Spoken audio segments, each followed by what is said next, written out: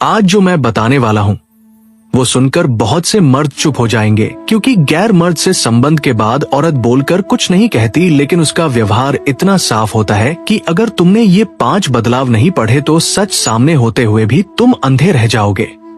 नमस्कार दोस्तों, ज्ञानी बाबा में आपका स्वागत है। दोस्तों, वीडियो अंत तक जरूर देखिए, क्योंकि आखिरी बदलाव सबसे खतरनाक होता है और वहीं से पूरा सच सामने आता है। तो चलिए बिना टाइम वेस्ट किए शुरू करते हैं। सबसे पहले एक बात साफ कर लेते हैं, ये वीडियो किसी औरत को बदनाम करने के लिए नहीं है और ना ही किसी रिश्ते को तोड़ने के लिए है। ये वीडियो समझने के लिए है, क्योंकि रिश्ते शब्दों से नहीं व्यवहार से टूटते हैं, और जो आदमी व्यवहार पढ़ना सीख लेता है वह झूठी उम्मीदों में नहीं जीता। अक्सर जब कोई औरत किसी गैर मर्द के साथ भावनात्मक या शारीरिक रूप से जुड़ती है तो वो अचानक अलग इंसान नहीं बन जाती, वो बहुत धीरे धीरे बदलती है। इतना धीरे कि सामने वाला इसे सामान्य समझकर नजरअंदाज कर देता है, और यही सबसे बड़ा नुकसान होता है, क्योंकि धोखा एक दिन में नहीं होता, वह छोटे छोटे व्यवहारिक बदलावों से बनता है। सबसे पहला बदलाव होता है भावनात्मक दूरी। लेकिन बिना लड़ाई के वह अचानक झगड़ा नहीं करती, वह चिल्लाती नहीं, वह शिकायतों की लिस्ट नहीं बनाती, बल्कि वह चुप हो जाती है। आपसे बातें कम हो जाती हैं, आपसे शेयर कम हो जाता है, आपकी मौजूदगी में भी उसका दिमाग कहीं और भटकता रहता है। क्योंकि जब भावनात्मक जुड़ाव किसी और जगह शिफ्ट हो जाता है तो पुराने रिश्ते में ऊर्जा अपने आप कम हो जाती है। ये दूरी गुस्से की नहीं होती, ये दूरी खालीपन की होती है। और सबसे खतरनाक बात यह होती है कि जब आप पूछते हो क्या हुआ, तो जवाब मिलता है कुछ नहीं, मैं बस थकी हुई हूं। लेकिन असल में थकान आपसे नहीं, उस अंदरूनी टकराव से होती है जिसे वो छोड़ नहीं पा रही होती। अब यहां ज्यादातर मर्द गलती करते हैं, वे सोचते हैं कि यह एक फेज है, ये अपने आप ठीक हो जाएगा। लेकिन सच्चाई यह है कि जो फेज समझकर इग्नोर किया जाता है वही बाद में धोखे की जड़ बनता है। क्योंकि जब स्त्री किसी और इमोशनल कनेक्शन में जाती है तो वह पुराने रिश्ते से धीरे धीरे डिसएंगेज करती है, और डिसएंगेज होने की प्रक्रिया हमेशा साइलेंस से शुरू होती है। दूसरा बड़ा बदलाव होता है व्यवहार में दोहरापन और मूड स्विंग्स। अब उसका व्यवहार कंसिस्टेंट नहीं रहता, कभी बहुत मीठी, कभी बहुत ठंडी, कभी केयरिंग, कभी बिल्कुल इंडिफरेंट, क्योंकि उसके अंदर 2 भावनाएं एक साथ चल रही होती हैं। एक तरफ एक्साइटमेंट, दूसरी तरफ गिल्ट, और जब गिल्ट और एक्साइटमेंट साथ चलते हैं तो इंसान स्थिर नहीं रह पाता। इसलिए वह एक ही इंसान के साथ अलग अलग तरह से पेश आती है। कभी आपको खास महसूस कराती है और कभी आपको पूरी तरह अनदेखा कर देती है, और जब आप कंफ्यूज होकर सवाल करते हैं तो वह कहती है तुम ओवरथिंक कर रहे हो। लेकिन सच्चाई ये है कि कंफ्यूजन आप में नहीं, उसके अंदर चल रहा होता है, और यही वो मोमेंट होता है जहां मर्द खुद पर शक करने लगता है, जबकि असल में बदलाव सामने वाले के अंदर चल रहा होता है। यही सेल्फ डाउट धीरे धीरे मर्द को इमोशनली कमजोर बनाता है, और कमजोर आदमी को मैनिपुलेट करना सबसे आसान होता है। अब यहाँ से खेल और गहरा होता है, क्योंकि जैसे जैसे मर्द अपनी क्लैरिटी खोता है वैसे वैसे औरत को कंट्रोल का एहसास होने लगता है, और कंट्रोल मिलने के बाद इंसान रेयरली रुकता है, वो और आगे बढ़ता है। अब तीसरा बदलाव आता है जो सबसे ज्यादा नजरअंदाज किया जाता है, अचानक प्राइवेसी का बहुत ज्यादा जरूरी हो जाना। फोन हमेशा साइलेंट, फोन हमेशा लॉक, मैसेजेस छुपाना, स्क्रीन अलर्ट ही रखना, पासवर्ड बदल जाना, अचानक पर्सनल स्पेस की बातें करना। याद रखो, पर्सनल स्पेस हेल्दी होती है, लेकिन सडन सीक्रेसी हमेशा रेड फ्लैग होती है, क्योंकि सच छुपाने के लिए दूरी जरूरी होती है, और दूरी बनाने के लिए प्राइवेसी का सहारा लिया जाता है। और जब आप इस प्राइवेसी को क्वेश्चन करते हो तो आपको इनसिक्योर कहा जाता है, कंट्रोलिंग कहा जाता है, ताकि असली मुद्दे से ध्यान हट जाए। यही साइकोलॉजिकल डिफेंस मैकेनिज्म होता है, ताकि गिल्ट बाहर ना आए और सामने वाला खुद को सही महसूस करता रहे। अब यहाँ से कहानी और ज्यादा खतरनाक मोड़ लेती है, क्योंकि अब बदलाव सिर्फ भावनाओं तक सीमित नहीं रहता, बल्कि व्यवहार खुलकर सामने आने लगता है। और यहीं पर ज्यादातर मर्द सबसे बड़ी गलती कर बैठते हैं, क्योंकि उन्हें लगता है कि अब भी बात संभाली जा सकती है, जबकि असल में अब रिश्ता नहीं बल्कि सच्चाई संभालने की जरूरत होती है। अब चौथा बड़ा बदलाव शुरू होता है, पुराने रिश्ते में इरिटेशन और कंपैरिजन। अब वह चीजें जो पहले उसे अच्छी लगती थी अब उसे चुभने लगती है। आपकी बातें बोरिंग लगने लगती हैं, आपकी मौजूदगी भारी लगने लगती है, आपकी चिंता उसे कंट्रोल लगने लगती है। क्योंकि जब दिमाग कहीं और इमोशनल एक्साइटमेंट पा चुका होता है तो पुराना रिश्ता जिम्मेदारी जैसा महसूस होने लगता है और जिम्मेदारी इंसान को इरिटेट करती है। यही वजह है कि वह छोटी छोटी बातों पर चिढ़ने लगती है, बिना वजह गुस्सा करने लगती है और हर कन्वर्सेशन में किसी ना किसी तरह का कंफ्लिक्ट निकाल लेती है। लेकिन ध्यान से समझो, ये इरिटेशन आपके लिए नहीं होती, यह उसके अंदर चल रहे कंफ्लिक्ट की प्रोजेक्शन होती है। क्योंकि वो खुद को जस्टिफाई करना चाहती है कि जो वह कर रही है वो गलत नहीं है, और इसके लिए सबसे आसान तरीका है आपको गलत साबित करना। यहीं से कंपैरिजन शुरू होता है। वो खुलकर तुलना नहीं करती लेकिन संकेतों में तुलना करती है। कभी किसी और की समझदारी की तारीफ, कभी किसी और के व्यवहार का एग्जाम्पल, कभी ये कहना कि कुछ लोग कितने मैच्योर होते हैं। और आप समझ नहीं पाते कि ये बातें अचानक क्यों आ रही हैं। लेकिन असल में ये कंपैरिजन उसके दिमाग में पहले से चल रहा होता है और शब्दों में धीरे धीरे बाहर आता है। और कंपैरिजन हमेशा पुराने रिश्ते को कमजोर करता है, क्योंकि जहां तुलना आ जाती है वहां सम्मान खत्म होने लगता है। अब यहाँ पांचवा और सबसे खतरनाक बदलाव शुरू होता है, गिल्ट को ढकने के लिए ब्लेम शिफ्ट। अब तक जो दूरी और इरिटेशन थी अब वह आरोपों में बदलने लगती है। अब गलती आपकी हो जाती है, आप कंट्रोलिंग हो, आप नेगेटिव हो, आप समझते नहीं हो, आप सपोर्टिव नहीं हो, आप बोरिंग हो। और सबसे खतरनाक बात यह है कि वह आपको कन्विंस करने लगती है कि रिश्ता इसलिए खराब है क्योंकि आप ऐसे हैं, जबकि सच ये होता है कि रिश्ता इसलिए खराब हो रहा है क्योंकि भावनात्मक ऊर्जा कहीं और इन्वेस्ट हो चुकी है। लेकिन गिल्ट इतना भारी होता है कि उसे सहन करने के लिए दिमाग खुद को बचाने के तरीके ढूंढता है, और सबसे आसान तरीका है ब्लेम सामने वाले पर डाल देना। और जैसे ही ब्लेम शिफ्ट होता है मर्द इमोशनली टूटने लगता है, क्योंकि उसे लगता है कि शायद गलती मेरी ही है, और यहीं से सेल्फ रिस्पेक्ट गिरने लगती है। अब ध्यान से सुनो, ये वो फज होता है जहां मर्द या तो खुद को खो देता है या खुद को बचा लेता है।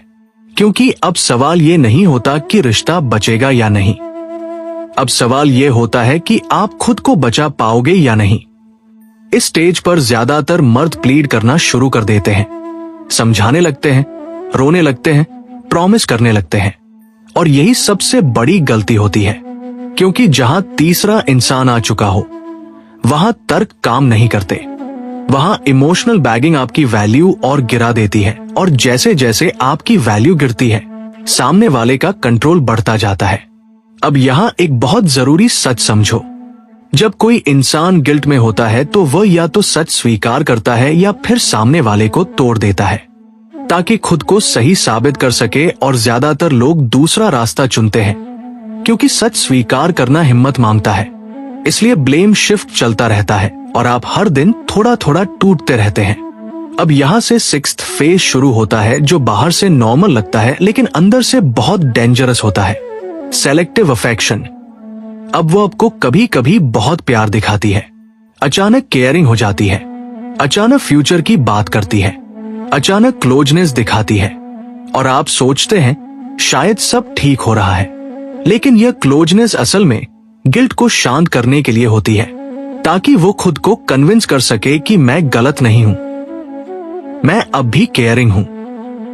लेकिन यह अफेक्शन कंसिस्टेंट नहीं होता, यह सिर्फ गिल्ट के स्पाइक्स पर आता है, और जैसे ही गिल्ट कम होता है दूरी वापस आ जाती है। और यही रोलर कोस्टर मर्द को इमोशनली एडिक्टेड बना देता है, क्योंकि कभी उसे प्यार मिलता है, कभी दूरी, और दिमाग इसी अनसर्टेनिटी का आदी हो जाता है। अब यहाँ एक और सूक्ष्म लेकिन खतरनाक बदलाव होता है, वो आपके सवालों से बचने लगती है, बातचीत को टालने लगती है, या हर सीरियस बात को मजाक में बदल देती है। क्योंकि सीरियस बातचीत में सच बाहर आ सकता है, और सच से सबसे ज्यादा डर गिल्ट में डूबा इंसान ही डरता है। इसलिए अवॉइडेंस शुरू हो जाती है। अब आप महसूस करते हैं कि बात करने के लिए सही समय कभी आता ही नहीं, और आप धीरे धीरे खुद चुप रहने लगते हैं ताकि झगड़ा ना हो। और यहीं से रिश्ता एक तरफा सैक्रिफाइस में बदल जाता है। और एक तरफा सैक्रिफाइस कभी टिकता नहीं, क्योंकि जहां सिर्फ एक इंसान झुक रहा हो वहां रिश्ता नहीं डर चल रहा होता है। अब यहाँ सबसे जरूरी सवाल आता है, इस स्टेज पर मर्द को क्या करना चाहिए? सबसे पहली चीज रिएक्ट करना बंद करना होगा। गुस्सा, चिल्लाना, धमकी देना, ये सब कंट्रोल खोने के संकेत होते हैं। और कंट्रोल खोने वाला इंसान कभी सही फैसला नहीं ले सकता। दूसरी चीज प्लीड करना बंद करना होगा, क्योंकि प्लीड करना सामने वाले को पावर दे देता है और पावर मिलने के बाद इंसान रेयरली रुकता है। तीसरी चीज बाउंड्रीज क्लियर करनी होंगी। शांति से बिना आरोप लगाए आप कह सकते हैं, मैं इस तरह की दूरी और ब्लेम में नहीं रह सकता, मुझे क्लैरिटी चाहिए। बस इतना कहना काफी होता है, क्योंकि क्लैरिटी गिल्ट को एक्सपोज करती है। अब अगर सामने वाला मैच्योर होगा तो बातचीत करेगा, और अगर नहीं होगा तो और डिफेंसिव हो जाएगा, और वही रिएक्शन आपको सच बता देगा। अब यहां यह समझना जरूरी है कि हर रिश्ता बचाया नहीं जा सकता, लेकिन हर इंसान खुद को बचा सकता है। और खुद को बचा लेना सबसे बड़ी जीत होती है, क्योंकि धोखा सबसे बड़ा नुकसान नहीं है। सबसे बड़ा नुकसान खुद को खो देना है। और जो आदमी इस स्टेज पर खुद को संभाल लेता है वही आगे चलकर मेंटली स्ट्रांग एक गेस्ट बनता है, और यही मेंटल स्ट्रेंथ आगे चलकर सही रिश्ते की नींव बनती है। अब यहाँ से बात सबसे निर्णायक मोड़ पर आती है, क्योंकि अब सवाल ये नहीं रह जाता कि बदलाव हो रहे हैं या नहीं। अब सवाल ये हो जाता है कि अगर सच निकले तो मर्द को क्या करना चाहिए। और यही वह जगह है जहां ज्यादातर लोग टूट जाते हैं, क्योंकि वे सच से नहीं बल्कि अपने डर से लड़ रहे होते हैं। सबसे पहले ये समझना जरूरी है कि सच सामने आने का मतलब आपकी हार नहीं है। सच सामने आने का मतलब है अब भ्रम खत्म हो गया है, और जहां भ्रम खत्म होता है वहीं से सही फैसला शुरू होता है। लेकिन सही फैसला वही ले पाता है जो अपनी भावनाओं को अपने फैसलों पर हावी नहीं होने देता। इस स्टेज पर सबसे पहली चीज जो मर्द को करनी होती है वह है खुद को रोकना। ना चिल्लाना, ना धमकी देना, ना रोना, ना किसी तीसरे इंसान से भिड़ना, क्योंकि ये सब रिएक्शंस आपको कमजोर दिखाते हैं, और कमजोर दिखना इस समय सबसे खतरनाक होता है। आपको याद रखना होगा कि इस समय आपकी डिग्निटी ही आपकी सबसे बड़ी ताकत है। दूसरी चीज आपको ये समझनी होगी कि सफाई मांगना और सच पूछना अलग बातें हैं। सफाई मांगने वाला इंसान खुद को नीचे रख देता है, लेकिन सच पूछने वाला इंसान बराबरी पर खड़ा रहता है। आप साफ शब्दों में कह सकते हैं, मुझे कंफ्यूजन में रहना मंजूर नहीं, मुझे क्लैरिटी चाहिए, और इसके बाद आपको चुप रहना होगा, क्योंकि चुप्पी सामने वाले को बोलने पर मजबूर करती है। और जब इंसान गिल्ट में होता है तो वो या तो सच बोलेगा या और डिफेंसिव हो जाएगा, और दोनों ही स्थितियों में आपको जवाब मिल जाएगा। अब अगर सामने वाला सच स्वीकार करता है तो यहां भी ज्यादातर मर्द गलती करते हैं। वे या तो तुरंत माफ कर देते हैं या तुरंत टूट जाते हैं। दोनों ही एक्सट्रीम गलत है, क्योंकि माफी कोई रिएक्शन नहीं है। माफी एक प्रोसेस है, और उस प्रोसेस के लिए समय चाहिए, बाउंड्रीज चाहिए, और सबसे जरूरी सेल्फ रिस्पेक्ट चाहिए। आपको ये देखना होगा कि सामने वाला सिर्फ पकड़े जाने की वजह से सच बोल रहा है या सच में जिम्मेदारी ले रहा है, क्योंकि जिम्मेदारी लेने वाला इंसान अपने एक्शंस को जस्टिफाई नहीं करता, वह उन्हें स्वीकार करता है और चेंज की बात करता है। लेकिन अगर सामने वाला ब्लेम करता रहे, एक्सक्यूजेस देता रहे या आपको ही गलत साबित करता रहे, तो आपको समझ लेना चाहिए कि यह सुधार की नहीं बचाव की जरूरत है। अब यहां एक बहुत कड़वी लेकिन जरूरी बात समझनी होगी। हर रिश्ता सेकंड चांस के लायक नहीं होता, और हर सच को पकड़कर जीना भी जरूरी नहीं होता। कभी कभी सबसे सही फैसला होता है खुद को उस स्थिति से निकाल लेना जहां आपकी आत्मा रोज रोज घायल हो रही हो, क्योंकि रिश्ता साथ रहने से नहीं टिकता। रिश्ता सम्मान से टिकता है, और जहां सम्मान खत्म हो गया हो वहां प्यार भी धीरे धीरे दम तोड़ देता है। अब अगर आप ये फैसला करते हैं कि आपको खुद को इस रिश्ते से अलग करना है, तो याद रखिए डिग्निफाइड एग्जिट सबसे ताकतवर एग्जिट होती है। बिना बदनाम किए, बिना चिल्लाए, बिना रिवेंज के, सिर्फ इतना कहना कि मैं इस तरह के रिश्ते में खुद को खो रहा हूं और मुझे खुद को बचाना है। यही लाइन आपकी रीढ़ सीधी रखती है और यही वो मोमेंट होता है जहां आप खुद को साबित नहीं बल्कि बचा रहे होते हैं। अब यहां एक और जरूरी बात समझो, इस अनुभव को अपनी पहचान मत बनने दो। बहुत से मर्द धोखे के बाद बिटर हो जाते हैं और हर औरत को उसी नजर से देखने लगते हैं। लेकिन यह दूसरा नुकसान होता है क्योंकि आपने एक रिश्ते की गलती को अपनी पूरी सोच पर हावी कर लिया। धोखा आपको सिखाने के लिए आता है, तोड़ने के लिए नहीं। अगर आप इसे सही तरह से समझ लेते हैं तो आप आगे चलकर ज्यादा क्लियर, ज्यादा ग्राउंडेड और ज्यादा सेलेक्टिव बन जाते हैं। आप अब वर्ड से नहीं, बिहेवियर से जज करते हैं। आप बाउंड्रीज जल्दी पहचानते हैं और रेड फ्लैग्स को इग्नोर नहीं करते, और यही मैच्योरिटी आगे चलकर आपको सही इंसान तक ले जाती है। अब आखिरी और सबसे जरूरी बात यह है कि इस पूरी प्रक्रिया में खुद पर काम करना बंद मत करना। अपने शरीर पर काम करें, अपने दिमाग को मजबूत करें, अपनी रूटीन बनाएं, अपने गोल्स पर लौटें, क्योंकि जब आप अपनी जिंदगी को सेंटर में रखते हैं तब कोई भी व्यक्ति आपको पूरी तरह हिला नहीं सकता। और यही वह स्थिति है जहां मर्द फिर से खड़ा होता है, बिना गुस्से के, बिना बदले की भावना के, सिर्फ स्पष्टता के साथ। क्योंकि असली ताकत किसी को गिराने में नहीं होती, असली ताकत खुद को गिरने से बचाने में होती है। और जो आदमी इस स्टेज पर खुद को संभाल लेता है वही आगे चलकर सबसे शांत, सबसे मजबूत और सबसे सम्मानित इंसान बनता है। अगर आप यहां तक आए हैं तो समझ लीजिए ये वीडियो किसी और को दोष देने के लिए नहीं था। ये आपको मजबूत बनाने के लिए था, ताकि आप भावनाओं में बहकर अपनी डिग्निटी ना खो दें। अगर इस पूरी सीरीज की एक भी बात आपको सच लगी हो तो कमेंट में सिर्फ एक लाइन लिखिए,